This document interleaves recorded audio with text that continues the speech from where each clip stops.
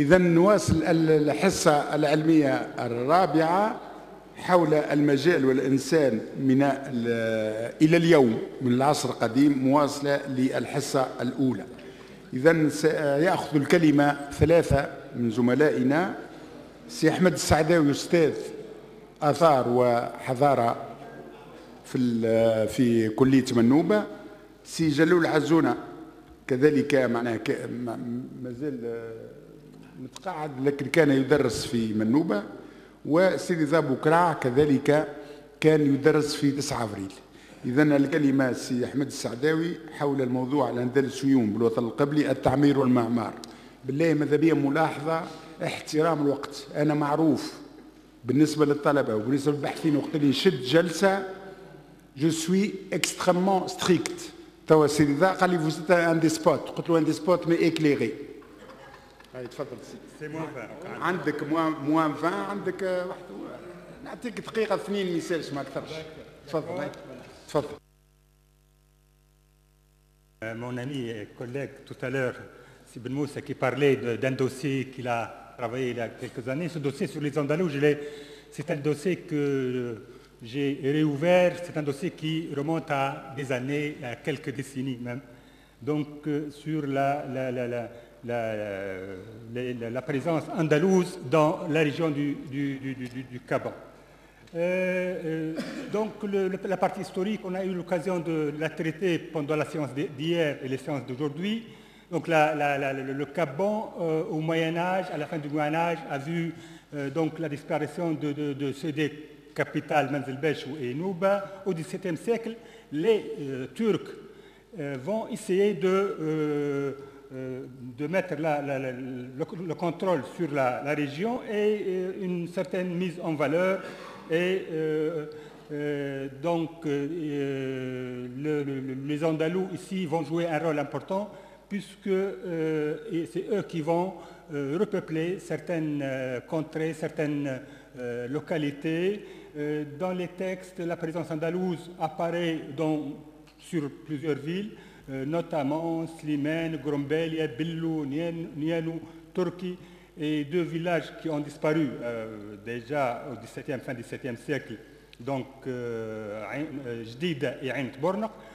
Également, nous notons également, d'après les documents des archives, une présence andalouse, d'éléments andalous dans la ville de Nabil, Manzel Bouzelfa et Ibn Khaled. Voilà. Donc, les régions où on a une présence andalouse, les localités et les cités où il y a une certaine présence andalouse, et nous voyons que la plaine de Soliman, Grombalia a profité de cette présence qui remonte aux années 1610. Cette présence, la présence des Andalous développa dans la région un réseau de villages agricoles. Les nouveaux arrivants installés dans la région étaient principalement des agriculteurs. Ça a été démontré donc, dans plusieurs études déjà connues depuis les années 70, les années 80. Et on a un témoignage très intéressant, celui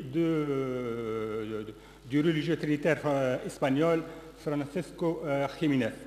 Donc, il a été plusieurs fois à visiter les villages du Caban, hein, donc, et il donne sur son journal des témoignages très intéressants sur les activités agricoles de la communauté andalouse dans la ville. Moi, j'ai repris un dossier assez ancien, donc avant de revenir sur les classiques, sur la grande mosquée de Soliman, qui est un magnifique monument du XVIIe siècle, je voudrais ajouter, d'ailleurs ça sera dans la continuité de la communication qui a précédé, des éléments nouveaux sur cette présence andalouse et sur le rôle particulier joué par les pouvoirs turcs et la communauté des immigrés dans la mise en valeur de la région et sa contrôle. Ce contrôle de la communauté turque par l'intermédiaire des immigrés a été donc souligné par les recherches de notre professeur Hafez Sethom et qui a insisté sur les liens étroits entre la presqu'île du Gabon et la ville de Tunis à l'époque houssainite.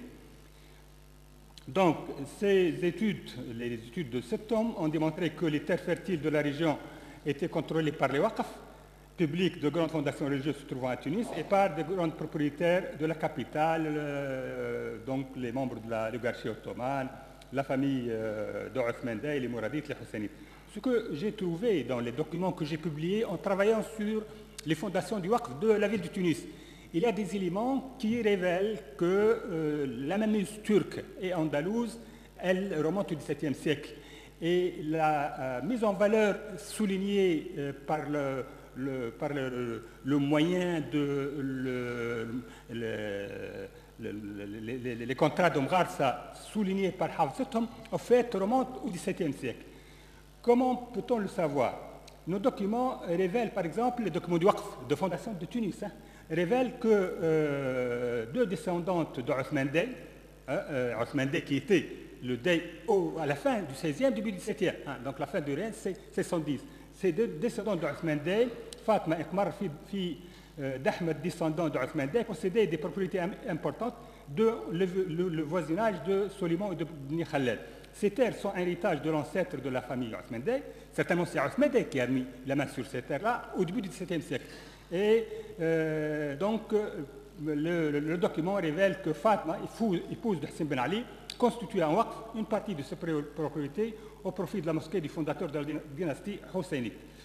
Voilà, donc je ne vais pas m'arrêter sur l'importance de ce document. Dans la version écrite, je vais souligner quelques éléments qu'on peut tirer de ce dossier, de ce document de waqf qui remonte à l'année 1727, mais qui est en rapport avec une mainmise sur la terre au début un siècle avant. La famille elle-même, la famille hussainite, elle-même avait des propriétés dans la région. Je donne des exemples. Un document révèle que Hassan Ben Ali constituait un waqf, un hanchir, sise auprès de Belli au profit de sa mosquée. Un autre acte révèle la constitution en waqf de 26 parcelles se trouvant au voisinage de la localité andalouse de Niano, au profit de la mosquée de Hassan Ben Ali. Voilà les propriétés, donc les parcelles de terrain qui ont été constituées au profit de la mosquée de Hassan Ben Ali, tout près du village de Niano, donc les 46 parcelles. La mise en valeur de ces terres s'est faite par le contrat de Mgharsa. Bail dit à Complan, la parcelle porte souvent le nom de celui qui était chargé de cultiver la parcelle et de la planter. Donc la propriété, elle est à Hassan Ben Ali, mais la parcelle porte, parce que la parcelle sera divisée en deux. Une parcelle qui revient à celui qui a fait la mise en valeur, la plantation de la parcelle. Une autre portera le nom de la même personne et qui est propriété de Hassan Ben Ali ou de Fatma, fille de Othman Bey. Cette forme de mise en valeur évoquée par Hafs remonte au XVIIe siècle. Hafs dit qu'elle est 19e, fin 18e. Au fait, non. Le document confirme que ce type de mise en valeur a commencé au XVIIe siècle, puisque ce sont les filles d'Othman Bey, les descendants d'Othman Bey, qui ont utilisé ce moyen. Donc, cette documentation, je vais développer tout ça dans la version écrite, va nous révéler l'aménagement du terroir autour des localités andalouses. On va trouver ce que le document appelle Dokhaniya. Dokhaniya, c'est l'espace qui est tout près du village, là où la fumée peut arriver, là où celui qui habite le village peut se déplacer dans la journée pour travailler son jardin potager. Donc vous avez une première ceinture de jardin potager, Dokhaniya, une deuxième ceinture constituée par l'arboriculture et notamment la vigne et l'olivier et l'amandier, d'après les textes. Et puis on va trouver les grands henchirs et les grands domaines et le domaine de la céréaliculture. Ça apparaît dans le document avec beaucoup de précision autour de tous les villages, Niano, Belli, Grombelia et Soliman. Maintenant, je passe donc je vais évoquer quelques villages andalous, quelques villes et quelques localités andalouses. Je commence par Grombelia, donc les données historiques sont assez connues. Donc, le village n'était pas aussi important que ça. La ville importante de la région, c'était Soliman. Donc l'Espagnol, Jiménez, qui connaissait bien la région, nous disait qu'à Soliman, à Grombelle, il n'y avait que quelques 300 habitants. Soliman, je ne sais pas, c'est 3000 ou peut-être plus, il donne. Donc, pour vous dire le rapport, mais Grombelle était importante parce qu'elle était la ville, le village, la cité de Mustapha de Cardena, qui était le chef de toute la communauté andalouse de la Tunisie. C'est quelqu'un de très important qui avait 300 esclaves, une grande demeure à Grombelle, une fontaine, des bassins, etc. Donc, il a ce personnage a joué un rôle important, d'où qui est donc assez connu maintenant. Donc, dans la ville, du point de vue archéologique, je ne m'arrêterai pas sur le personnage très important qui est entré en conflit avec Hamoud Abesh et qui sera chassé du pays. Il va à Istanbul, et puis d'Istanbul, il va à Bonn et il va refaire la même chose, donc planter des domaines entiers en oliviers. Donc le nombre des oliviers plantés par des cardinages, il y a 30 000 pieds d'oliviers dans la région de Grombelle. Il a fait la même chose dans la région de Anab. Voilà. Donc, qu'est-ce qu'il reste du point de vue archéologique, architectural dans la ville de Grombelle actuellement? Pas grand-chose. Les vestiges du palais de ce Mustapha de Cardena, qui sera donc repris par les Husseinites. C'est le frère de Hassan Ben Ali qui va donc s'approprier le palais. Nous avons également un bain ancien qui remonte au XVIIe siècle. Et nous avons également une fontaine datée de 1031-1622 que je vais montrer tout à l'heure. Donc voilà les restes du palais de ce notable andalou, le hammam et également l'inscription qui est très intéressante. L'inscription très intéressante puisque, voilà le texte donc de l'inscription. Elle nous révèle que cette fontaine a été donc édifiée par Youssef Dey en personne et en 1622. Donc une dizaine d'années après l'arrivée des Morisques, le bey de Tunis contribue à l'équipement de la ville. Il y a acheminement de l'eau par des conduites et mise en place d'une fontaine publique. Ceci s'est passé, le hasard de la documentation de recherche nous a fait parvenir cette inscription à Grombelle, mais je suis plus que convaincu qu'à Slimane, il y avait les mêmes choses. Il a fait ça à Bizerte, dans d'autres villes, mais vous savez, on peut faire une fontaine, une inscription, et tout ça peut se perdre. Comme je vais le montrer tout à l'heure, à Zagouan, il y avait plus d'une dizaine de moulins hydrauliques de l'époque andalouse, mais tout ça, aucun texte n'évoque ça, que plus tard, on va le trouver, les traces dans les waqf. Donc on revient à cette histoire de documents de waqf qui révèle des choses. Les voyageurs sont passés par Zagouan, personne ne parle des moulins hydrauliques.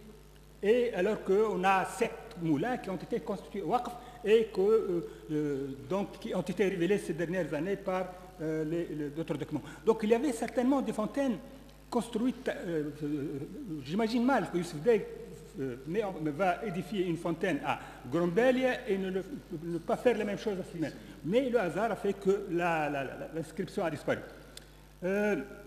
Également, parmi les localités andalouses, la ville de Turquie qui est signalée par les documents comme ville andalouse, qui avait une petite bourgade, qui avait une belle mosquée, comme le dit le Wazir Sarraj, comparable aux mosquées des grandes villes, localités de Slimane, de Belley. Malheureusement, pour avoir une idée sur cette mosquée, il faut revenir aux archives, donc photos d'archives.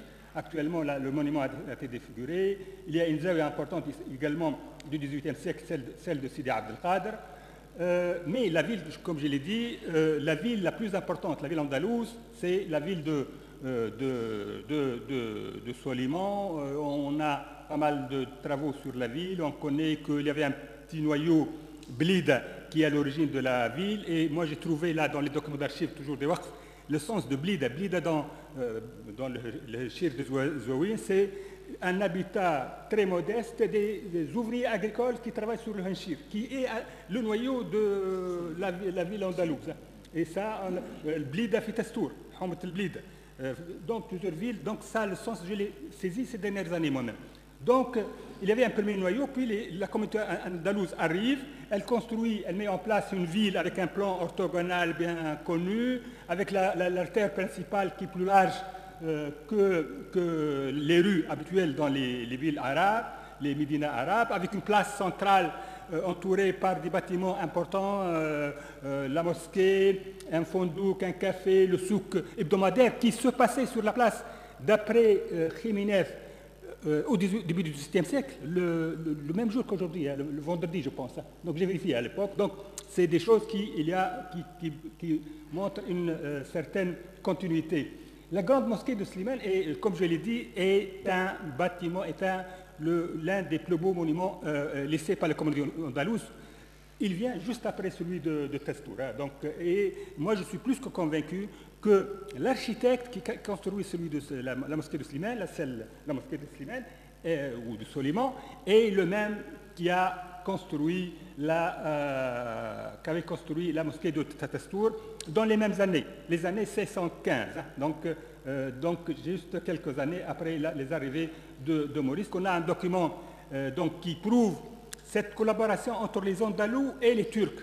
Là, on a les Andalous, comme je vais le démontrer au moins dans la version écrite de ma communication, les Turcs vont équiper ces villes. Ils vont construire, on l'a vu, ils ont construit une fontaine à Grombelle, ils vont construire d'autres équipements dans d'autres villes. Et ici, c'est l'un des notables de Tunis, on a Osta Mourad l'espagnol, mais ce n'est pas Osta Mourad, hein, comme l'a lu le Feuzbis. C'est un notable de Tunis, Osta Mourad le Dey et Osta Mourad Genovesi. Mais ça, c'est la construction du hammam de Slimane, c'est fait en 1643. Il était déjà mort, hein, Osta Mourad. Il est mort en 40. Donc, il est mort en 40. Donc, c'est clair. Il est connu, il a joué un rôle important, Osta Mourad espagnol. Donc, et ce notable de Tunis, donc les renégats qui jouaient à cette époque-là un rôle important, a construit un hammam et il a constitué un waqf au profit de la grande mosquée de Slimane. Donc, et les Turcs également équipent ces villes-là. Hein. Donc, il y a un échange entre les Andalous et les Morisques. La mosquée elle est très belle. Je ne m'arrête pas sur son architecture. Bien sûr, l'élément le plus important, c'est cette toiture double. Vous avez un premier niveau fait de voûte d'arête classique et un deuxième niveau de toiture. Et entre les deux, on va trouver un espace assez particulier. Donc, c'est cette caractéristique que nous trouvons dans la mosquée de Testour. Donc, le monument est, donc, du point de vue architecture, il est même archaïsant. Il est de style africain. Il rappelle la mosquée de Zaytouna ou des colonnes de remploi, des chapiteaux de remploi, des voûtes, des arcs en plein cintre. Il n'y a rien de particulier. Mais la particularité vient surtout bon, il y a un petit détail là qui est très important que j'ai découvert moi-même lorsque je faisais ma thèse sur Testour. Donc, l'utilisation de ce décor sur les voûtes. Ce décor, au fait, c'est un décor qui essaye de rappeler les voûtes du gothique flamboyant. Rappeler, c'est évoquer. Ce n'est pas une voûte, la voûte, le gothique, j'ai pris comme ça, la première des églises, une église du quartier latin de Paris. Les voûtes, j'ai pas les voûtes,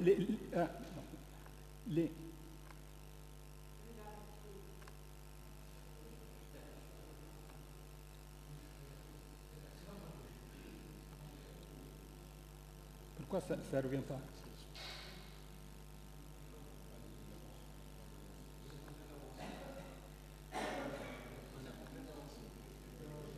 C'est bon.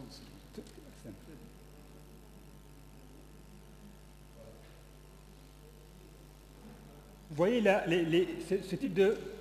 ces éléments,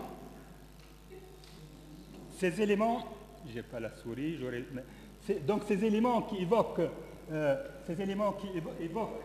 la les nervures de l'architecture gothique ne sont pas des nervures, ce n'est pas elles qui portent le poids de la voûte, c'est un décor qui évoque les cathédrales, les églises flamboyantes, du gothique flamboyant d'Espagne. Hein. Mais le maître maçon ici ne maîtrise pas la technique. La technique espagnole, mais il essaie de l'évoquer dans ses constructions. Voilà, donc ça c'est parmi les éléments que nous trouvons dans cette mosquée. Bien sûr, la toiture assez particulière qui est très intéressante. La toiture, là, en tuile creuse, qui est identique pratiquement à celle de Testour, avec donc ce système de charpente qui est porté par des piliers qui correspondent au niveau des colonnes. Hein. Vous avez 40 colonnes, vous avez trouvé entre la toiture et sur l'extérieur des voûtes un système de piliers qui est au même nombre qui porte cette charpente. C'est une architecture populaire espagnole. C'est pas la charpente que nous trouvons dans les bâtiments espagnols de l'époque sont beaucoup plus élaborés que ça. Donc il faut voir que cette architecture andalouse, elle est très modeste, très populaire. Le minaret, il est plutôt dans la tradition tunisienne, minaret carré, mais par contre l'escalier, un élément technique, l'escalier sur rampe, c'est un élément qui caractérise les mosquées andalouses, l'architecture andalouse. Voilà, donc la structure, l'apparence, elle est locale, la structure de l'escalier, elle est andalouse. Hein, donc, également dans cette mosquée très importante, on a un mimbar du XVIIe siècle, Serra, mimbar du XVIIe siècle, avec un décor assez intéressant de cette époque-là. Donc, comme je l'ai dit, il n'y a pas que la grande mosquée, il y a la grande mosquée, il y a d'autres petites mosquées. Ici, la mosquée de Bab el-Manzil, donc le minaret a été reconstruit complètement. Le minaret ancien utilise un décor très particulier au décor modifié. On utilise la brique, donc des éléments de briques pour faire un décor qui évoque un système de réseau losangé spécifique à l'architecture andalouse. Donc c'est un élément modichar également qui rappelle l'Espagne, cette mosquée. On a également, j'ai dit toujours, il y a les Andalous et il y a les Turcs. Il y a aussi les Juifs, une synagogue, donc les petites communautés qui sont solidaires pour contrôler le pays, pour entrer en conflit avec les Zaouïas et les gens de la région. Donc la mosquée hanafite, elle aussi, elle a cette forme particulière, le minaret octogonal qui caractérise l'architecture officielle hanafite. Là, le minaret a été bombardé pendant la Deuxième Guerre mondiale et on va utiliser donc une belle peinture de Rozof qui a été faite en 1916 et qui est maintenant le seul témoin sur... On n'a pas de photo, moi je ne connais pas de photo de ce minaret. Donc voilà, le minaret actuel est reconstruit, la mosquée.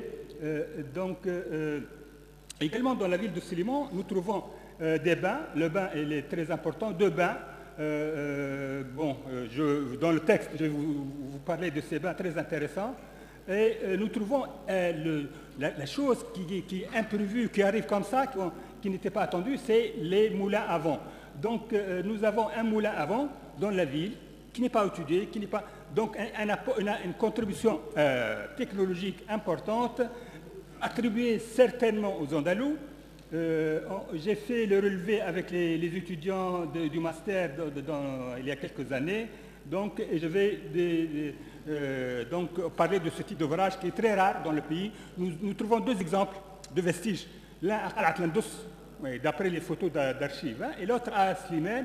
On a également un quartier, Fibab Zira à Tunis, qui porte le nom de la rue de Tahout Terrih, qui prouve qu'il y avait un moulin avant. Donc apport technologique andalou et à mettre en valeur avec les moulins hydrauliques de Zagouar. Hein. Donc ces deux apports importants. Voilà. Donc pour conclure, je dirais que la fixation des Andalous sur certains sites du Cap Bon est la manifestation d'une volonté de domination de la région par le pouvoir central. Les Andalous ainsi installés servaient de relais pour favoriser d'une part l'extension de l'espace foncier de la capitale et d'autre part la pénétration progressive du pouvoir turc à l'intérieur d'une contrée riche et proche de Tunis. La fondation et la reconstruction des localités dites andalouses, leur aménagement, l'édification des bâtiments publics et la mise en valeur des terroirs qui les entourent résultent d'une collaboration étroite entre les autorités turques et la communauté des immigrés. Les dispositifs mis en place par les Turcs de Tunis pour exploiter la région consistaient à mettre la main sur les richesses naturelles, notamment la terre et l'eau, et à profiter de la main-d'œuvre immigrée et de ses compétences. Les Turcs avaient participé à l'équipement des localités andalouses et au développement de leur activité. En 1926, Youssouf Dey édifia un sabit, une fontaine à Grambélia. Osta Mourad espagnol construisit un hammam à Soliman et le constitue au profit de la grande mosquée. Nous avons également, au début du XVIIIe siècle, Hassim Ben Ali constitué un waqf de huileries, l'une à Soliman, l'autre à Nianou, au profit de sa mosquée Sabbaghine. La communauté ottomane dota Soliman d'une mosquée à Khotba, la mosquée Hanafite. Vers la fin du XVIIIe siècle, un certain Abou al-Abbas Ahmed ibn Wali de Tunis effectua des travaux importants dans la même mosquée. Voilà, donc merci, je suis dans les temps. شكرا سي احمد. يظهر لي معنا احترمت التوقيت بصفه عامه. اذا احيل الكلمه للسيد جلول عزونه سيحدثنا عن الاسماعيل التميمي المفتي والقاضي في اواخر القرن الثامن عشر وبدايه القرن التاسع عشر. كما الزميل نتاعو دقيقه ولا اثنين اكثر من الوقت نتاعو. نقص لك دقيقه ولا اثنين. بارك الله فيك. مرحبا بكم. اسماعيل التميمي هذا أشتغل عليه وعلى تآليفه منذ ما يقرب من 30 أو أكثر من 30 سنة، وقد صدر لي منذ أسابيع أي غرة أفريل في الأيام الأخيرة للمعرض كتاب بعنوان القاضي والمفتي إسماعيل التميمي والرد على الضلالة الوهابية، انطلاقا من كتابه الذي ألفه في أوائل القرن التاسع عشر بطلب من حمود باي، وهو المنح الإلهية في طمس الضلالة الوهابية. وقد طبعته الدولة التونسية طبعة أولى سنة 1910، وأعاد طبعه محققا الدكتور أحمد الطويلي منذ 2.5 سنين في أواخر 2013. واليوم سأتحدث عن، لأنه ترك دون هذا الكتاب هذا والمهم، وهو أطول ورد فيه حوالي 120 صفحة، في حين أن رسالة قاسم المحجوب التي أوردها ابن أبي الضياف لا تحتوي إلا 8 أو 9 صفحات، ولكن هناك أيضا رسائل أخرى فيها المفقود وفيها غير المفقود، محمد بن صالح الكواش إلى آخره. وقد نشر الأستاذ الرديسي منذ سنوات مع أستاذة زميلته كتابا حول الفتاوى المغاربية، وذكر وعمل واختار مقتطفات مطولة من رسالة التميمي. الآن هي موجودة إذن في الأسواق. وبالطبع الرديسي قال إن الجزائريين لم يجيبوا، وهذا ليس صحيح، لأن التونسيين والجزائريين والمغاربة، محمد بن كيران الفاسي عنده أيضا مخطوط موجود في المغرب، موجود في المكتبة الوطنية في باريس، وموجود في المكتبة الوطنية في تونس. كذلك أحمد بن عمار مفتي الجزائر الكبير اللي كانت عنده مراسلات مع أحمد بن أبي الضياف، أجاب أيضا ابن عبد الوهاب. هو ما نعرفوش التواريخ بالضبط، ربما توفى محمد بن عبد الوهاب 1792، فالكتابات ربما وصلت الرسالة الأولى نتاعو والثانية والثالثة لأهل المغرب ربما بعد وفاته، وأبعثها سعود مؤسس الدولة السعودية الأولى. فعلى كل حال تقريبا الآن بالتقريب وبتقاطع بعض المعلومات نجم نقولوا هذه الإجابات نتاع التوانسة تمت سنة 1806 1807. وأحمد بن عمار الجزائري كتب إذن جواب ذلك، وأجمع كل العلماء المالكيين نتاع شمال أفريقيا على أن محمد بن عبد الوهاب لا يعرف الدين بعمق، وقد طلبوا منه أن يأتي إلى الزيتونة وأن يأتي إلى القرويين في فاس حتى يتعلم من جديد أصول البحث وأصول النقاش وأصول المقاربة، وأنه فهم فهما متشددا لا يراعي التراكمات المعرفية التي ذكرها إسماعيل التميمي والجزائري أحمد بن عمار وابن كيران. ذكروا مئات المراجع والكتب منذ مالك وقبل مالك وبعد مالك، ابن القاسم وسحنون، والتراكمات المعرفية لابن عرفة للبرزولي إلى آخره، وهو تراث ضخم وضخم جدا. وأظهر التميمي مثلما تفاخر في يوم من الأيام مع هذا قاسم المحجوب، لأنه قاسم كان حنفي وكان يحمل لقب شيخ الإسلام، ما فماش وثيقة تثبت اللي هو شيخ الإسلام، لأنهم كانوا خايفين شوية مكان الاستقلال التونسي الدولة الحسينية، لأنه شيخ الإسلام ينجم يكون كان واحد برك في السلطنة العثمانية. الدولة العثمانية هو شيخ الإسلام المقيم في إسطنبول، لكن كان عنده التيتر نتاع شيخ الإسلام وعنده إذن بريسيونس، فهو مقدم بروتوكوليا إلى آخره. وكان شيخ الإسلام هذا الحنفي عنده طابع، وإسماعيل التميمي كان عنوانه فقط هو كان مفتي، ومن بعد ولا قاضي، ومن بعد رجع مفتي، ومن بعد تعزل ولا قاضي مرة أخرى، ولا مفتي مرة ثالثة، وولا من بعد كي باش مفتي، وكانوا يسميوه كبير أهل الشورى.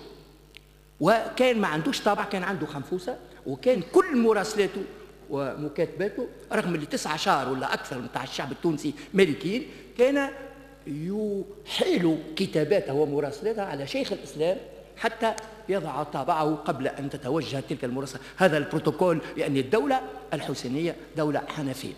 هدايا إذن إسماعيل التميمي طلب من ابن عبد الوهاب أن يرجع وأن يعمق دراسته وأن أبحاثه، وأنه تسرع وفهم الدين الإسلامي في جوهره الذي هو دين يدعو إلى الرحمة ويدعو إلى التسامح ويدعو إلى الانفتاح، لأنه بعث إلى البشرية جمعاء.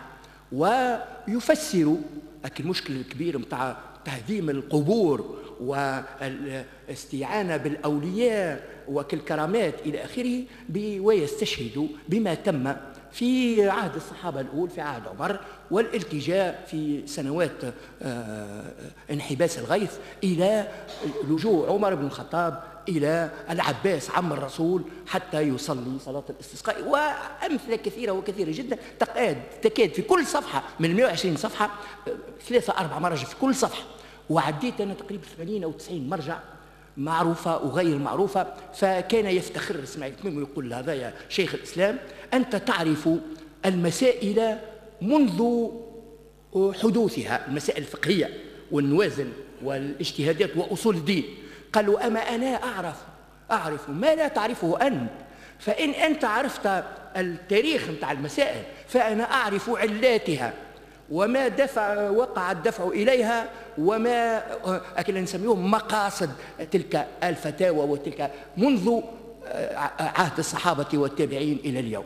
فسكت هذا الرجل. إذن فأنا رجعت إلى مخطوطين من مخطوطات ميمي غير مطبوعة إلى اليوم، موجودين نسختين في دار الكتب الوطنية.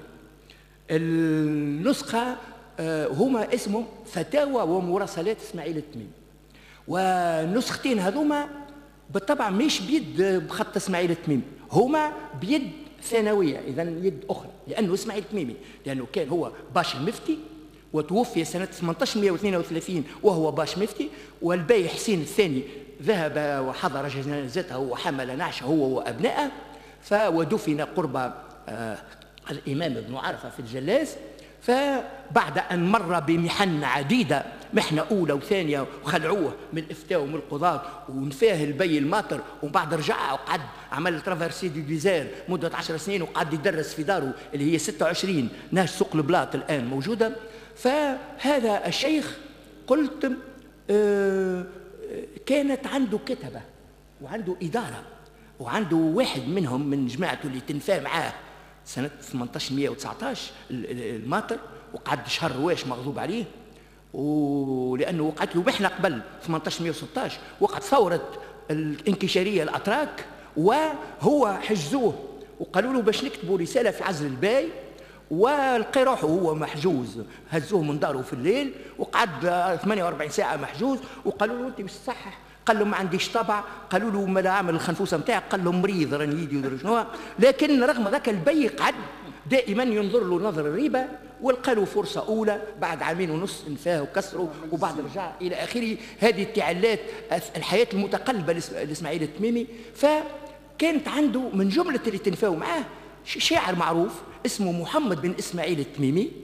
هذايا ترك لنا 10 15 20 موشح واشعار ونوه به الكتاب، وللاسف اشعاره متفرقه، البعض منها اكتشفنا اخيرا جزء منه في المغرب في بعض مخطوطات في المكتبه الملكيه في المغرب. هذايا اذا كانوا ولا شك هم اللي يكتبوا. وهذه المراسلات اذا انا رجعت اليها جزئيا منذ كتابي متاع منزل تميم عاصمه الدخله 84 الذي احرز على جائزه علي البلهوان للدراسات متاع بلديه تونس. ذكرت بعض امثله تخص الوطن القبلي من مراسلات التميمي تخص الوطن القبلي. وفي نفس السنه وهو البحث الوحيد المنشور، محمد العزيز بن عاشور نشر في إبلا لا جوستيس ريليجيوز سو لي حسينيت، وهو اعتمد مش الزوز مخطوطات اللي في العطارين وقتها واللي تو في دار الكتب الوطنيه، هو اعتمد مخطوطتين موجوده في مكتبه جده في المرسى، مكتبه المرحوم محمد طاهر بن عاشور. والمخطوطين اللي انا لم اطلع عليه هو نشر منهم نسخ في إبلا 6 7 صفحات، وهو دراسه قيمه لانه اراد ان يفهم التنظيم نتاع العداله الشرعيه، الحكم الشرعي، القضاء الشرعي، والهيكله هذه والهيرارشي اتسترا، وصلاحيات المفتي الحنفي والقاضي الحنفي والقاضي والمفتي المالكي. واستنتج بان وهذا ايضا كتب عليه شو اسمه محمد بن الخوجه، وكتب عليه من قبل برونشفيغ في العهد الحفصي، ثم زاد كتب في إبلاء على العدالة القضاء الشرعي في العهد الحسيني. إذا رجعنا كل الدراسات هذه وش لقينا تقريبا دائما أنه الباي يعني باش نقعدوا في عهد حسين بن علي والوطن القبلي، الباي خصص لنفسه منصب قاضي القضاة، فهو ملك السلطة التنفيذية والسلطة التشريعية والسلطة القضائية، وكان يعقد مجلسا في باردو أسبوعيا بحضور القضاة والمفات، هذا منهم اسماعيل التميمي إلى آخره، وكالقضايا الكبيرة. ورغم اللي عنده هو اختصاص، مثلا اختصاص الباي القضايا الجنائية الكبرى والقضايا المالية اللي هي من أنظار القياد ومن أنظار المشايخ ومن أنظار الوزير الأكبر إلى آخره. فهذه الميدان نتاع الأداءات ونتاع المكوس. وفما قضية نتاع في الوطن القبلي جات هكا بعثوا له مراسلة، لأنه هو قاضي القضاة هو الباي، لكن في الحقيقة إسماعيل التميمي كان يقوم بدور قاضي القضاة لأنه هو الباش المفتي، وكانت تأتيه المراسلات من كامل تراب المملكة التونسية. وقد أحصيت، لم يقع الإحصاء هذا إلا هذه المرة، 377 مراسلة من كافة أماكن الجمهورية، ونصيب الوطن القبلي 24 مراسلة. فالنسبة مهمة نظرا لقرب الوطن القبلي من العاصمة، ثم لأنه ربما التنقل، وكان من يلجأ إلى إسماعيل التميمي الباش مفتي هذا هو من لم يكن راضيا على قضاء مفتي أو قاضي في القيروان ولا في صفاقس ولا في الكاف وشنو، فهي كأنها محكمة استئناف أو محكمة تعقيب.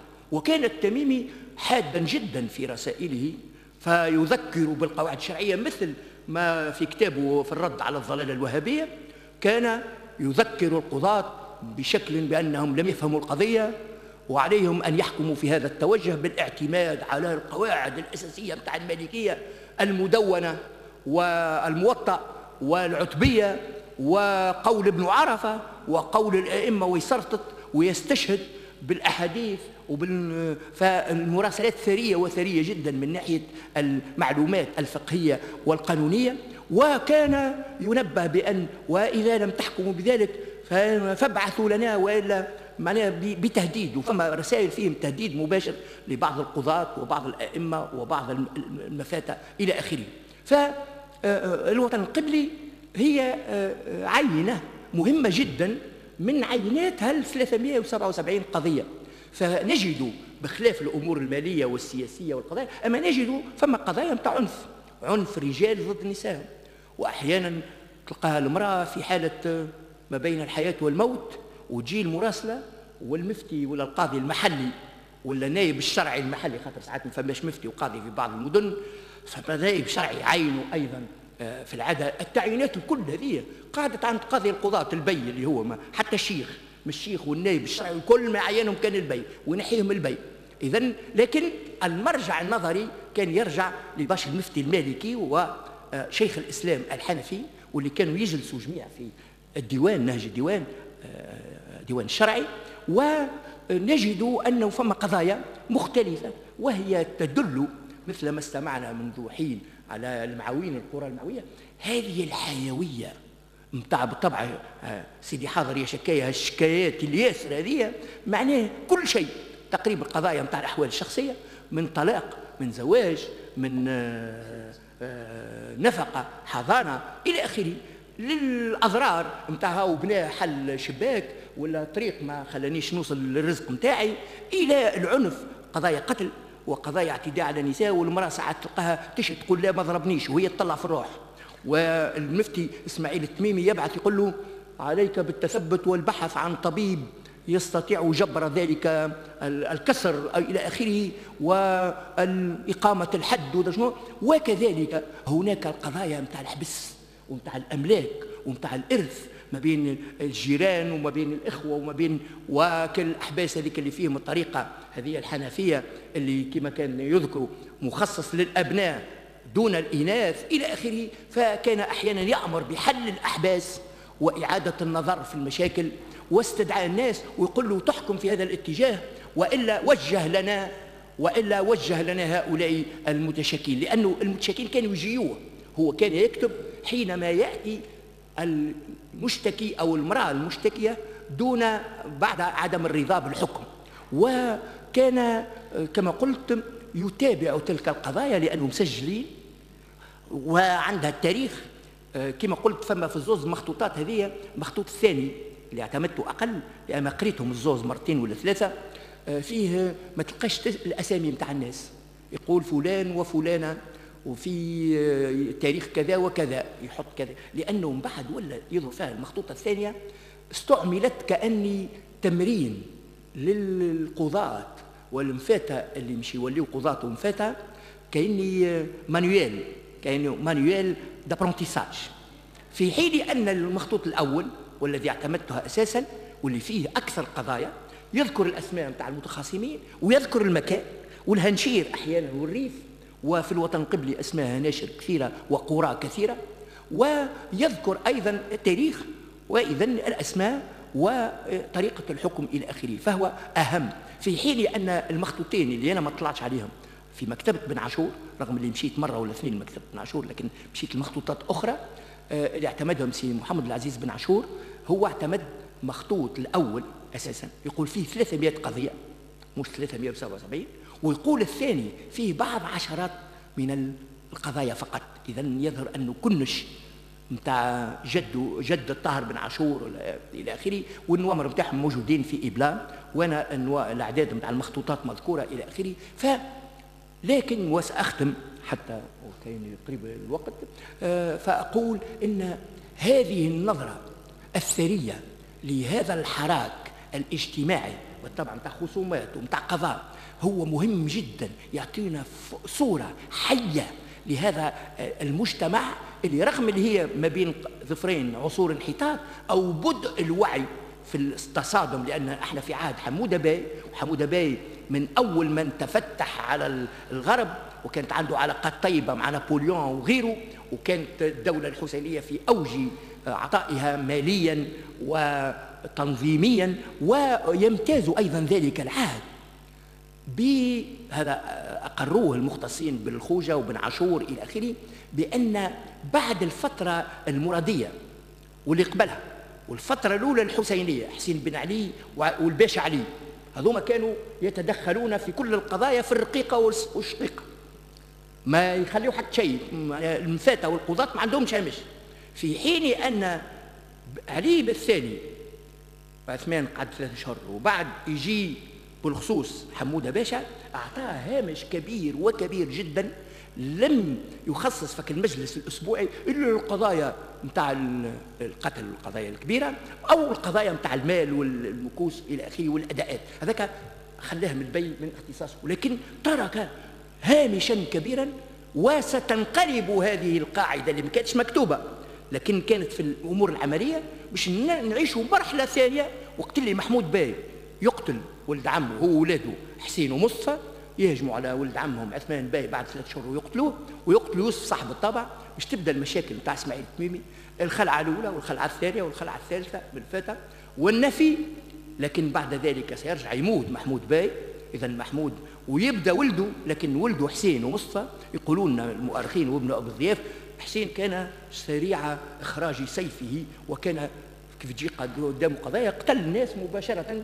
فرجع الحكم المطلق اللي هو مطلق في الحقيقة، لكن مر بفترات هدنة وبفترات هكا شوية سيباراسيون دي بوفوار، بدات هكا معناها لي بالبوسيمون، لي بروميي بالبوسيمون نتاع هنا القاضي والمفتي عنده شيء، لكن الريكور ديفينيتيف باقي يبقى في البي، لكن الهامش هذاك كبر شوية عاود تغلق، وسيبقى كذلك إلى ربما بعد كيف يجي أحمد بي الثاني، أحمد بي الأولاني المشير 1837. هذا باش يكون مرحلة أخرى. إذن أنا أدعو إلى الاهتمام بمثل هذه الكتب وضرورة تحقيقها، لأنها تعطينا صورة جديدة عن الحراك الذي لا نجده إلا في شجرات في كتاب ابن أبي الضياف ولا في الكتب الأخرى. وشكرا. إذن شكرا سي جلول على احترام الوقت، ثم على أهمية هذه المحاضرة التي من الواجب أن نرسلها إلى القادة السعوديين اللي يزرعونا في الوهابية في تونس. والوهابية كما قال الأستاذ بعيدة كل البعد عن الدين الإسلامي وعن تسامح الإسلام وعن القيم التي جاءت في الإسلام. باقي أخيرا السي رضا باش نعطيه الكلمة ليحدثنا بالفرنسية مابينغ دي ترانسفورماسيون اكتويل دو لا بي دامامات. تفضل سي رضا. بطبيعة الحال سي رضا 20 دقيقة مع الإمكانية معنا إضافة دقيقة ولا 2 لاكتمال، لأن سنمر بعد ذلك إلى النقاش.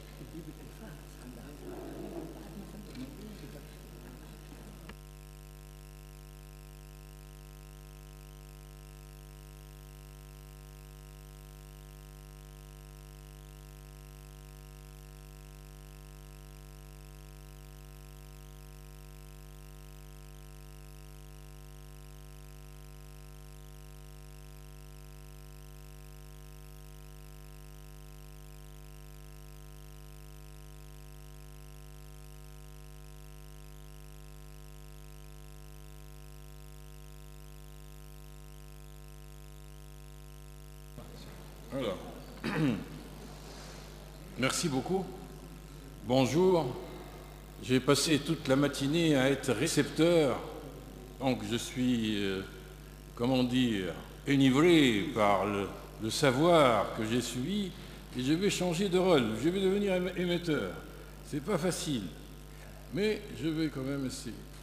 Alors, j'aimerais partir de cette formule de mon collègue jeune et fougueux, Khaled Azab, hier, et qui a utilisé un terme de botanique qui est l'aménomorphose. Aménos vient du grec vent, morphose forme. Les arbres exposés au vent violent, se transforment, se défigurent. Ils s'aplatissent, leurs cimes brûlent. Ils sont attaqués par les embruns salés, se recroquevillent et deviennent méconnaissables. Et ce mot m'a intéressé parce que j'ai pensé à un néologisme en rapport avec mon thème sur Hammet et le tourisme. Vous savez, le thème de ce colloque, c'est les crises et les transformations. Et dans la baie de Hammet, les deux concepts se confondent, transformation et crise. Et le mot qui m'est venu à l'esprit est le suivant, c'est tourismomorphose. Tourismomorphose. Comment la tourismomorphose affecte la baie de Hammet? C'est le thème. Le deuxième point que je veux évoquer, c'est le terme de mapping. Le mapping est une technologie de l'information qui s'applique partout maintenant. Elle consiste à spatialiser les données et à les visualiser. Elle consiste à modéliser les données pour en étudier le fonctionnement. Elle favorise l'activité. Elle permet l'observation des évolutions et des transformations et favorise aussi les interventions. Elle permet de superposer des cartes dans un même plan et d'apprécier les transformations d'une manière simultanée. C'est une technique qui s'applique actuellement dans toutes les institutions et qui favorise une visualisation des données. Et le mot-clé, c'est spatialisation.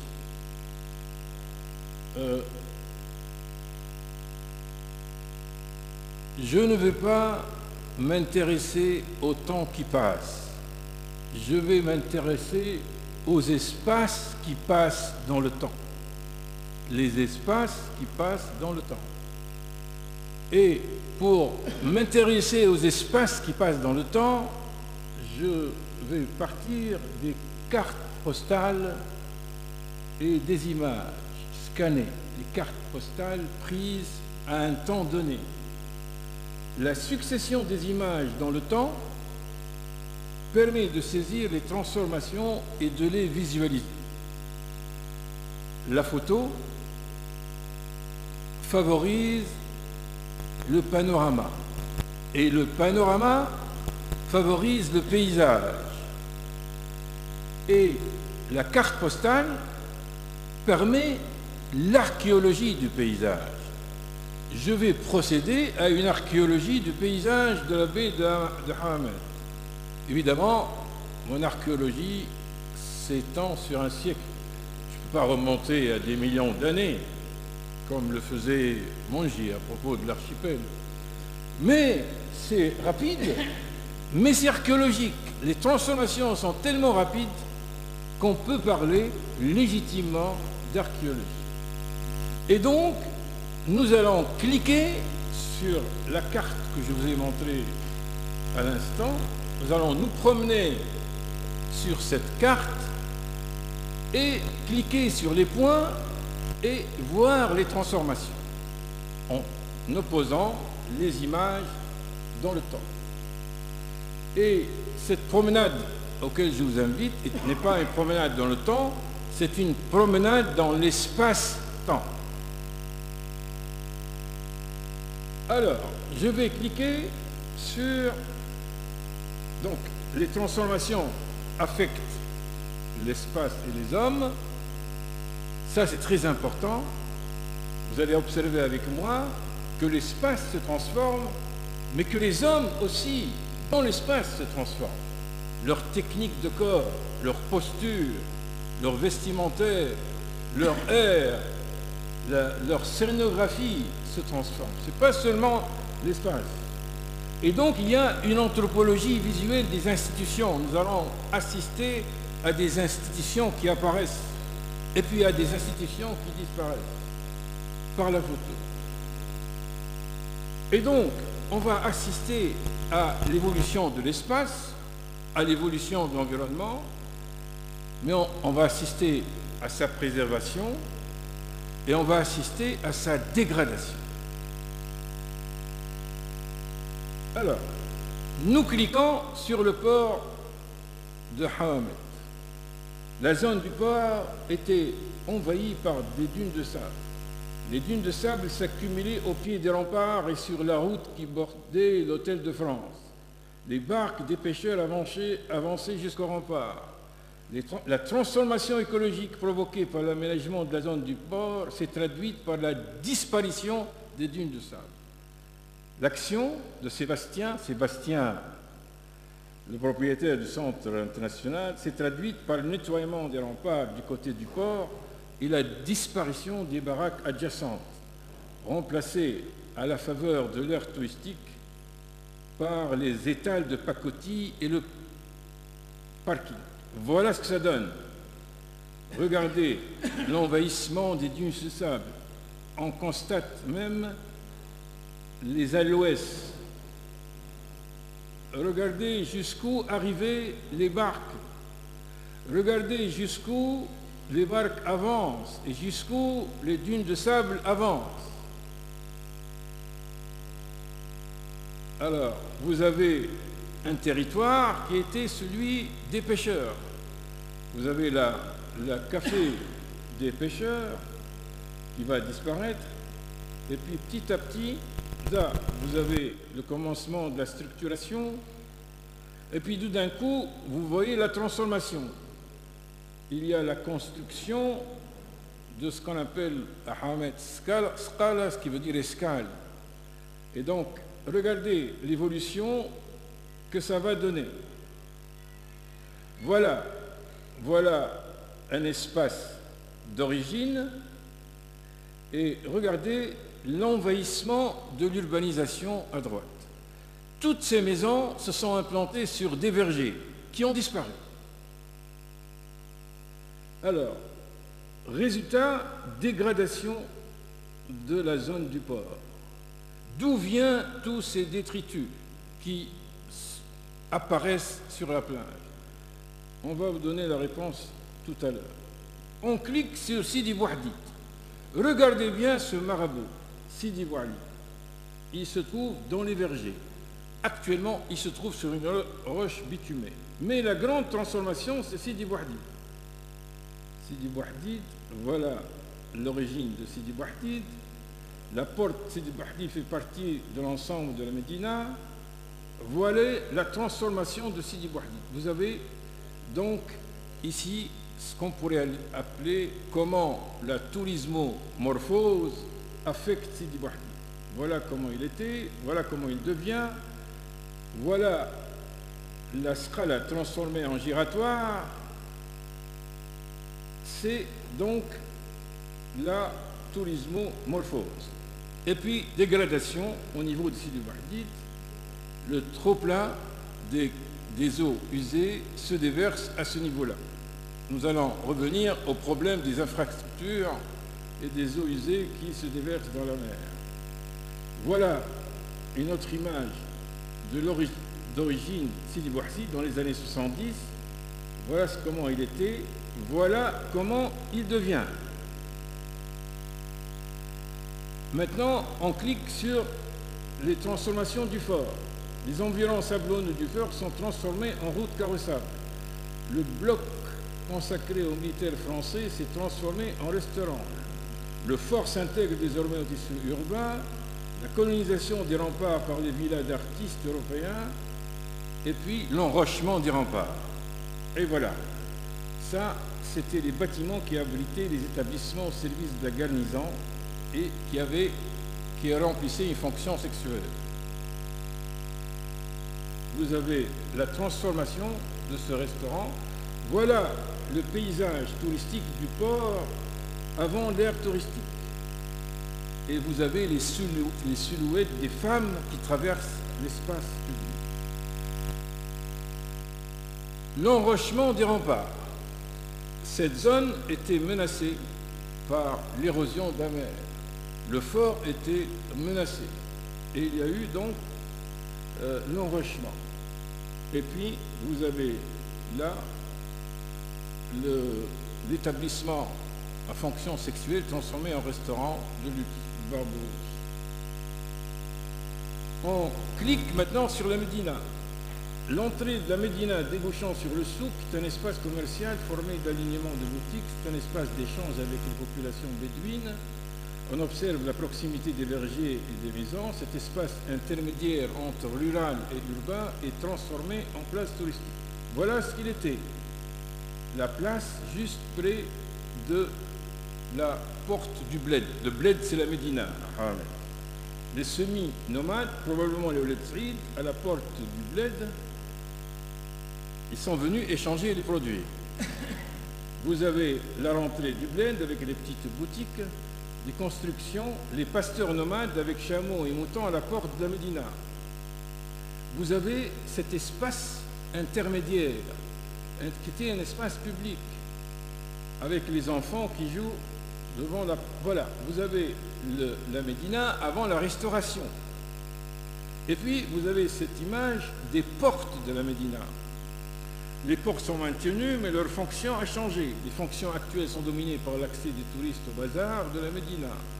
Bab Hawara permettait à la communauté d'accéder à la mer, et Bab Raha maintient la fonction funéraire. On clique sur le café Azaïz, transformation du café. Le café Azaïz avec les banquettes construites, regardez, les banquettes, le modèle des 3 portiques et les constructions traditionnelles. Vous avez les banquettes, mais tout d'un coup, les banquettes vont disparaître. Ça va être transformé par des tables et avec clientèle européenne. Voilà avant la transformation du giratoire. Vous avez en bas le café Azaïz avant l'encombrement du giratoire. Voilà. Voilà ce que devient le café Azaïz après la tourismo-morphose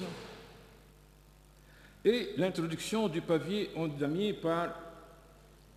On entre, on clique sur la Médina.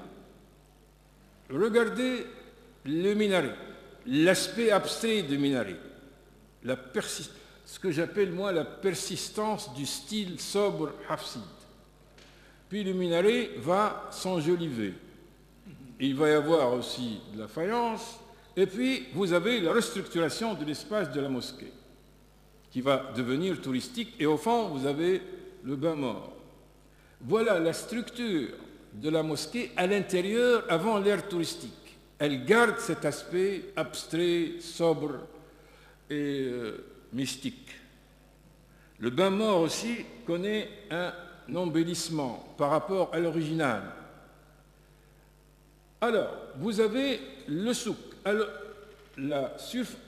donc, vous avez le souk, regardez bien le souk, les produits touristiques vont remplacer les petits pains. Regardez bien ce qui se passe au souk. Et voilà, il se bazarise. Le souk se bazarise. Mais comme actuellement il est en crise, vous avez un décor sans acteurs. Il n'y a pas d'acteurs, les touristes ne sont pas là. Alors, on vient au cimetière. Vous avez, à l'origine, le cimetière était contigu au rempart, avec la structure hanéfite. Et puis, donc il était contigu, il est contigu aussi au cimetière chrétien, et puis tout d'un coup, il va y avoir une séparation. Vous avez cette séparation, vous avez ici le chemin du cimetière avant l'ère touristique, avec la silhouette de la femme, avec la batanie et le haïk, et puis vous avez la transformation et les remparts restaurés.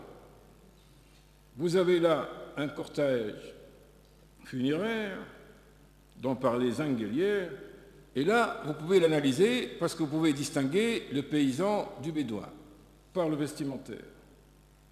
Alors, ça s'appelle la rue de la Kasbah. C'est très intéressant. Les Français appelaient cette rue Kasbah parce que c'est une garnison militaire. Les gradés habitent dans la garnison, et donc c'est une rue qui s'appelle Kasbah. Vous avez au fond des installations, des constructions dans le fort. Alors voilà ce qu'elle se devient. La rue de la Kasbah, elle se transforme et se bazarise. Ça, c'est l'exemple du tissu urbain pré-touristique. Vous avez l'état de délabrement.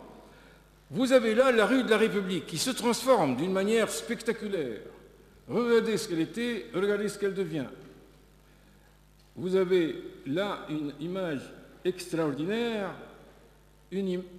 les dunes de sable arrivées jusqu'aux établissements. Et vous avez les gens qui s'asseyaient à même la terre. Si on retirait le tapis de sable du dessous de cet homme, aujourd'hui, il se retrouverait en plein trafic et se ferait écraser. Alors là, vous avez cette espèce d'institution funéraire qui a été évidemment bétonisée. La Médina qui se valorise, ce qu'on appelle la gentrification, et ça c'est une image extraordinaire. Le paysan rentrant de son verger le long du bord de la mer, parce que les vergers étaient au bord de la mer. Et donc, il travaille, il rentre avec probablement ses enfants, et ça c'est une image qui va disparaître, parce que tous les vergers au bord de mer vont être vendus. Vous avez là donc le commencement de l'évolution, de la transformation, association de la traction animale et la traction mécanique, et vous avez là un égorgement du mouton dans l'espace public. Ça aussi, ça va disparaître. Il n'y aura plus. Ça, c'est une zarda ou une qsima, c'est un rite rituel de la communauté. Ça, vous avez les restes d'un verger. Vous avez là des femmes en silhouette qui traversent les saqs, c'est-à-dire ces sentiers sablonneux, et vous avez le sbil dont parle tout à l'heure Saadawi, mais à la fois Abreuvoir et Fontaine, qui aussi disparaît. Alors, cliquons maintenant sur la ville coloniale. Il y a émergence de la ville coloniale. La ville coloniale crée la place publique, qui n'existe pas avant. Et cette place va se transformer en giratoire. Alors, dans l'espace public, vous avez les institutions du restaurant, de l'alimentation, les enseignes en français. Ce restaurant de la Poste va se maintenir. Les autres vont être transformés. Et là, vous avez le cimetière chrétien qui apparaît aussi. Vous avez l'église qui apparaît, une belle église avec les 3 portiques, malheureusement détruites. Vous avez la poste coloniale, ça des institutions coloniales qui structurent l'espace de la ville coloniale. La poste aussi qui va disparaître. Et vous avez le paysage autour de la poste dans la ville avant l'ère touristique. Regardez, ça c'est l'hôtel de France actuellement. Regardez jusqu'où le sable arrive. Les enfants jouent sur le sable devant l'hôtel de France. Et vous avez la gare coloniale. La gare coloniale aussi, elle est maintenue, mais elle est nationalisée par la décoration. Regardez le marabout. Ça c'est le marabout de Sébastien. Il construit ce marabout avant de construire sa maison. Et dans Hammamet, il y a un paradoxe extraordinaire. Au moment où les Européens découvrent le marabout, parce qu'eux vont copier le marabout, toutes leurs villas, c'est avec des coupoles, des arcs. Elles sont blanches, abstraites, sobres. Les Hammamitois vont démaraboutiser. Ils vont... Alors, vous avez là les villas sur les rochers. Ça, c'est des villas inspirées par le style hammamitois abstrait. Ça, c'est la villa Hansen, et ça, c'est une villa qui n'est pas connue. C'est la villa de l'Anglisie, Elle a construit sa maison et à l'arrivée des Allemands, elle a disparu. Et elle l'a abandonnée. Regardez ce design de l'Anglisie. Il y a le style arabisance, mais en même temps, elle fait un plan d'eau avec des pans, avec des petits pans en fer. Et ça rappelle évidemment la prouesse de Sébastien.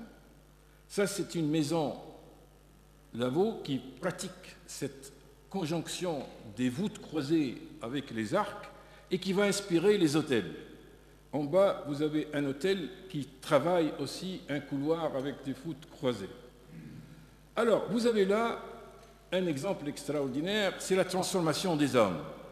Vous avez une famille aramétoise et vous avez la jeunesse actuelle. Une transformation complète en une génération. Et vous avez l'autre thème, c'est, étant donné que Sébastien a construit loin du domaine maritime, les dunes de sable sont préservées. Alors, deuxième élément, aussi colonial, la naissance de la plage. La plage est une innovation européenne. Ça, c'est une photo de 1923, donc il y a un siècle. C'est une photo archéologique. C'est ici que les Haramétois vont apprendre la plage. Ils vont apprendre à aller à la plage. Et cette plage du port va être la matrice de la plage communautaire. Vous avez là, ils commencent à structurer la plage. Là, ils construisent le restaurant de la plage. Ils vont construire la jetée, le Xima. Ils vont structurer et petit à petit, vous allez voir. Alors là, c'est une plage nouvelle. Elle s'appelle la plage du lycée. Elle est à la suite de l'urbanisation, celle de la zone du lycée, naît une autre plage. Et vous avez là des images anciennes du centre commercial. C'était ça, le centre commercial. Il était proche de la plage. Regardez. Et ce centre commercial, je veux dire, cette place était un lieu d'attroupement. Le problème de Hamed, c'est qu'il n'a pas de place centrale. Il n'a pas de centralité. Donc c'est là où les gens se réunissent. Alors, il va être transformé en centre commercial. Vous voyez? Et vous avez un autre lieu d'attroupement. Cette photo est extraordinaire parce qu'on y voit la coexistence du drapeau français et du drapeau national. C'était la phase de transition. Autre institution, l'école franco-arabe. Voilà ce qu'elle était, voilà ce qu'elle devient. Elle avait un espace. Maintenant, elle donne directement sur la chaussée. Ça, c'est l'école des filles dans la rue de la République qui disparaît. La rue de la République, voilà ce qu'elle était. Voilà ce qu'elle devient. Alors, il va y avoir une transformation redoutable des paysages. Et c'est les paysages des oueds qui vont être vraiment affectés. Les oueds vont devenir des dépotoirs. Et ce qu'on a vu tout à l'heure dans les plages, c'est lorsque les oueds entrent en crue que tous les détritus se déversent sur la plage. Voilà ce qu'il y a dans les oueds. Et puis, vous avez Ouled Hawara, ça c'est une image extraordinaire archéologique. En se baigner, il y a 50 ans dans ce lieu. Maintenant, ce lieu est sec. La source, Cheikh, Tari, exact. C'est drôle. C'est rapide, l'archéologie. 50 ans. Et puis, vous avez des paysages de la montagne préservés. Cette image est très intéressante parce que vous voyez la structuration nouvelle du paysage haramétois. Vous avez d'abord la plage et les parasols, les hôtels, puis derrière les maisons, et petit à petit, on va grignoter la montagne, la colline environnante. Et il va y avoir des constructions. Il y a donc des paysages nouveaux aussi qui se créent. L'enrochement des remparts va créer une nouvelle plage. Une nouvelle plage. Et puis, ça c'est un exemple extraordinaire. Comment on fait disparaître un oued? Ça, Oued Hadidan. Vous voyez le pont, l'Oued passé en dessous, il a été complètement englouti. Ça, c'est Oued Lahjar. Oued Lahjar est aménagé du point de vue béton. Les oueds sont bétonnés pour qu'on puisse les canaliser. Et puis, vous avez l'infrastructure sanitaire dont je parlais tout à l'heure. Lorsque la plage se dénude, les regards apparaissent. Et il y a des fuites. Il y a des fuites sur la plage. Et c'est une image extraordinaire parce que d'un côté, vous avez les égouts et d'autre part, vous avez le romantisme de l'escalier. Alors, ça montre la crise du tourisme. Ça, c'est l'hôtel Aladin qui a été acheté en bourse et qui a été laissé en friche. Ça, c'est l'hôtel Continental qui a été emmuré. Et ça, comme l'hôtel est emmuré, le propriétaire a préféré laisser une porte pour accéder à la plage. Alors, deuxième phénomène, les oligarques. Les oligarques ont évidemment sévi dans la région. Ça, c'est une villa romantique achetée par le gendre de président et transformée en villa bétonnée. Elle a été détruite par la Révolution. Celle-là aussi a été détruite par la Révolution. Ça, c'est une villa romantique dépossédée, villa de Sidi Bouzid, qui a été détruite. Et donc, transformation et crise. C'est ce qui caractérise la baie de Hamad. Mais ce qui reste, ce qui ne change pas, c'est la lumière.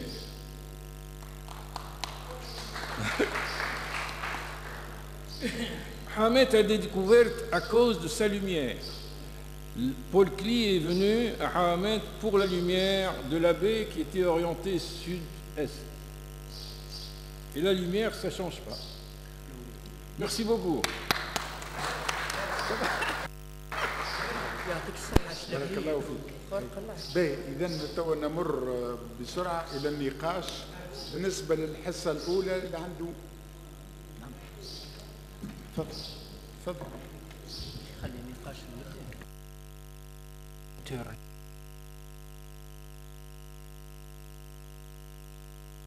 من الإيجاز لأن عندنا 4 ساعات باش نغصوها للنقاش فيما يتعلق بالمحاضرات التي ألقيت في الصباح والمحاضرات التي ألقيت الآن منذ مدة. معناها بسرعة كان يحبوا يتفضلوا عنده أسئلة معناها نطلب الإجابات تكون كذلك معناها سريعة لأن الوقت غير ما نجموش نتحكموا فيها أكثر من اللي عملت. تفضلوا شكون عنده سؤال تفضل سي.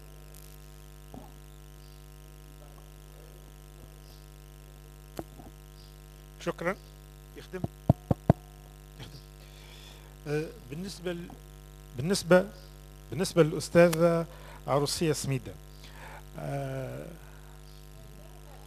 هاي العروسية مرحبا، نشكرها من غير شك على الشيء اللي عملته كما أكدته مدام شابوتو، هي اهتمامها بالأرشيف الخاص اللي مهدد بالاندثار. مش مهدد، هو اندثر شيء مهول. النقطة اللي مقلقتني هي مسألة إحداث القرى. صادف كوني في الثمانينات خدمت في المنطقة هذه في نطاق مشروع الخارطة الأثرية، مررنا من القرى هذه كلها، معناها بالفرتونة، سيدي بوعلي، الزاوية، الرويقات، داموس الحاجة، القرشين وكل. الشيء الذي وجدناه إلى جانب القرية الموجودة والسكان هما القطاع الأثرية الجيغونتكس الكبيرة اللي ما نجمش الإنسان يحطمها أثناء القرون منذ العصور القديمة. معناها لي كونتربوا دويلري أنتيك، لي معناها معصر زيت، والرحال، رحال القمح الكبار اللي ما نجموش. إذا المواقع هذه مواقع كانت موجودة، كانت مستوطنات في العصور القديمة بدون استثناء كلهم. من المخطوطات نتاعك إذا وقع إحياء، إعادة إحياء الأماكن هذه. إذا وقع بين العصور القديمة والفترة الحديثة وقعت ما وقعت في مناطق أخرى. وعندما نشوفه مع سي سعداوي فيما يخص القرى الأندلسية الأخرى كلها استوطنت في مواقع قديمة أثرية وقع إعادة تهيئتها في العصر. إذن النقطة هذه حبيت نقول كلمة إحداث ربما أو إعادة إحداث أو تعمير جديد بعد. بالضبط.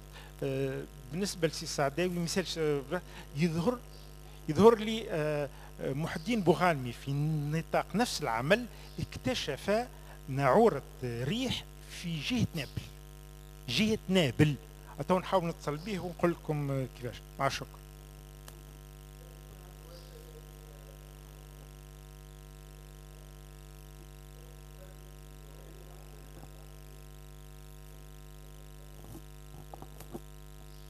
شكرا. والله حبيت منه تساءل منه لفت نظر وقت اللي حكينا قبليك على نيابوليس معناتها تعملت ديفوي معناتها اون اورجونس ابارامون وقت اللي بداو يبنيو في النزل، ولكن معناها دو بوش اوري وقت اللي احنا نسالوا على نيابوليس اللي يزور نيابوليس بخلاف الاكتشافات المثيره للاهتمام اللي راها لنا سي منير، الزائر لمدينه نابوليس وقت اللي يخرج من ميزون دي ناف يبدا هابط في اون بتيت بونت معناها اون ديري معناها في مدخل المدينه. البونت النومان الوتيل اللي يقولوا لنا كونه لوتيل وقت اللي اكتشفوا الاثار وحطوها معناتها براتيكمون المنطقه اللي بين زوز ودان كمنطقه اثريه، عملوا له شرط كونه يبني معناها اون ستركتور ليجير وما غير ما يعمل دي فونداسيون غارقين وما غير ما يعمل دي زيتاج. اليوم النزل ذاك كان شركه نيابوليس وهي عملت عديد النزل على الساحل الكل. اليوم النزل عنده 8 ولا 10 سنين مسكر، وسهلت الحراس وكل قالوا لي معناتها فما عديد الاجزاء اللي تهدمت اللي قاعده تطيح معناتها وحدها اون روين هابطه اون روين. دونك سي لوكازيون او جامي دو ريبروندر، خاطر وقت اللي واحد باش يعاود يجدد الرخصه تاعنا معناها في اي حاجه تو فما القوانين ممكن يعني يكون اكثر صرامه في تطبيقها. حكايه اعاده البناء اعاده التهيئه اللي هو في الدي بي ام واللي هو في الزون اركيولوجيك. دونك سي لوكازيون او جامي دو فير حتى دي فوي دو بروسبكسيون معناتها نتاع نقاط اصبار للتثبت اذا فما حاجه عندها قيمه اثريه يفو لا ريبروندر تو، واذا ما عندهاش قيمه اثريه خليه يرجع للنصر. هذا ايش حبيت نقول وشكرا. تفضل سي منير.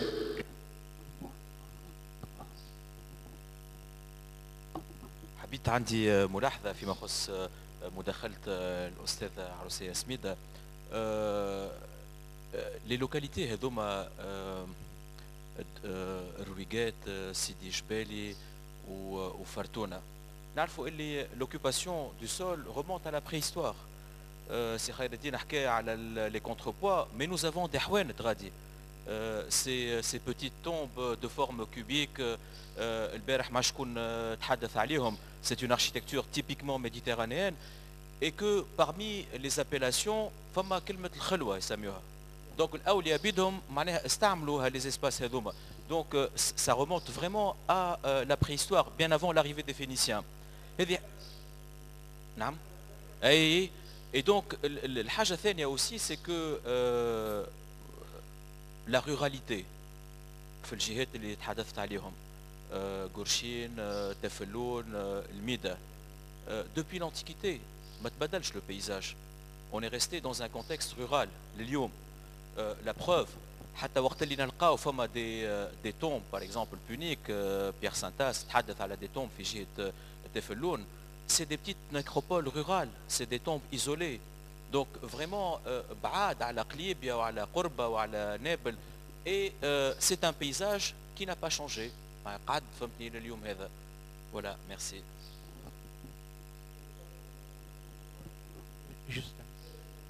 جوست ان بيتي مو بلي كونسيرنون انت فيما يخص التقسيمات اللي صارت نتاع الميراث، على اساس شنو التقسيمات؟ هنا ثم ان ابور مورفولوجيك تري امبورتون، على خاطر توت لا ريجيون اي كونستيتوي بار دي غلاسي فورتومون ديكوبي سو لا فورم دو لانيير، اشرطه، وكل شريط يعطي ذيل، وهيك علاش ثم ذويل.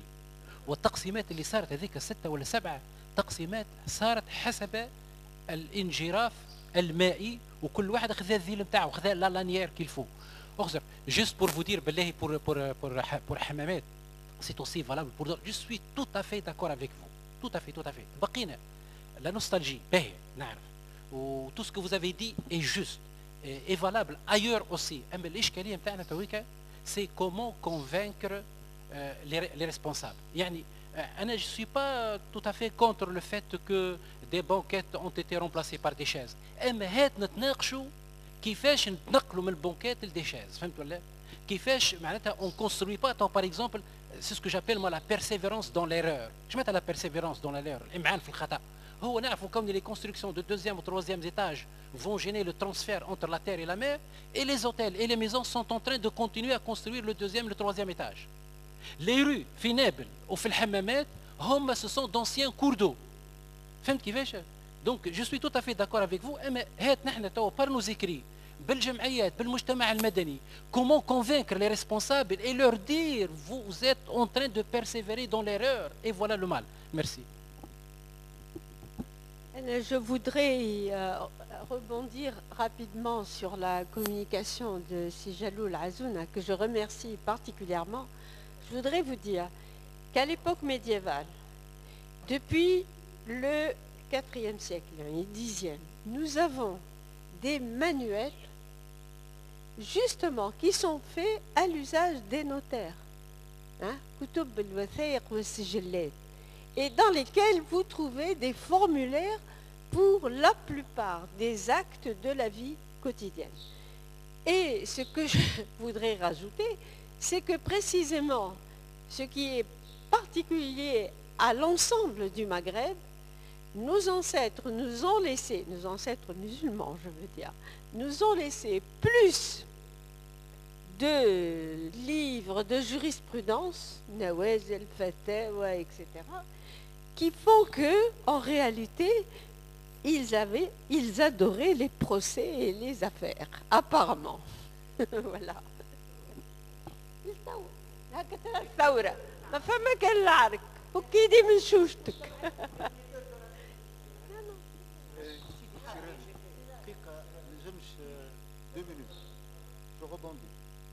En 2014 عملنا بروجي مع les Allemands اسمه معمارنا وخرج الكتاب. معمارنا notre patrimoine architectural. C'est une étude, c'est quoi? C'est comment gérer différemment le patrimoine avec le tissu associatif, avec les populations. هذه في معناها ما صارش لتو ما صار. Il faut le faire. C'est vrai, un bonhomme a besoin d'une salle de bain. تحطه في دار عربي يقول لك انا كيفاش ما عنديش شوفاج ما عنديش كل شيء. Il faut réfléchir maintenant comment rentrer dans la modernité avec le patrimoine. اما باش نقعدوا لا نوستالجي on va tout perdre. C'est sûr.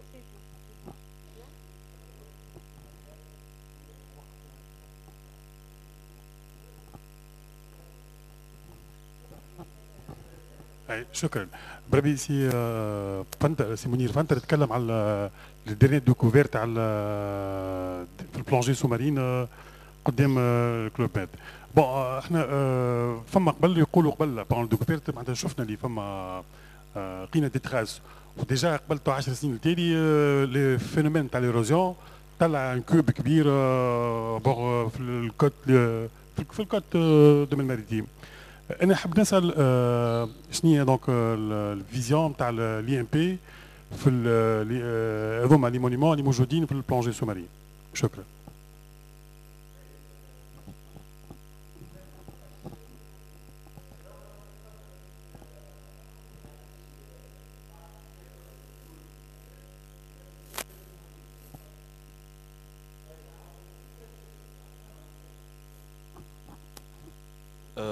هو ما قلتش انا اللي فيستيج هذوما ما كانوش معروفين. يظهر لي اي واحد حتى amateur يعمل de la plongée sous-marine il va tout de suite معناها واحد reconnaître la présence de vestiges.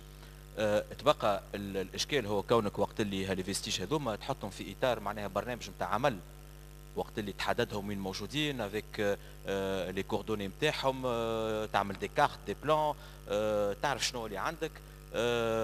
Et à partir de cette documentation archéologique, on essaie de décrire l'histoire de Néapolis. مش ديما سهل. Il y a toujours des lacunes في الخدمة. شنو الاستراتيجية نتاع l'INP؟ C'est des programmes de recherche.